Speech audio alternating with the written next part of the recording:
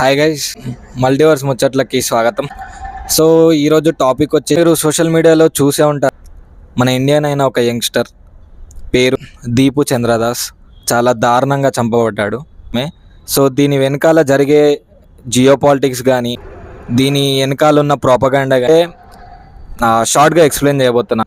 So మీ అందరికీ గుర్తే ఉండి ఉంటుంది, లాస్ట్ ఇయర్ 2024 జూలైలో బంగ్లాదేశ్ ఫార్మర్ ప్రైమ్ మినిస్టర్ అయిన షేక్ హసీనా దేశం నుంచి పారిపోయిన సిచ్యువేషన్ కూడా మనం చూసాం. ఇదంతా చేయించింది మాత్రం ఒక వ్యక్తి, షరీఫ్ ఉస్మాన్ హదీ. సో వీడెవడు అంటే, బంగ్లాదేశ్లో గవర్నమెంట్కి అగెన్స్ట్గా కానీ, రూలింగ్ పార్టీ అగెన్స్ట్గా కానీ ఏవైనా ప్రొటెస్ట్ జరుగుతుంటే వాటికి జనాల్ని పంపించడం కానీ, స్టూడెంట్స్ని పంపించడం కానీ, ప్రొటెస్ట్లు చేయడం కానీ మెయిన్ పని. సో ఇలాంటి నీచమైన పనులు ఏవైతే ఉంటాయో వాడి హయాంలో జరిగేవి. సో ఈ షరీఫ్ ఎవరైతే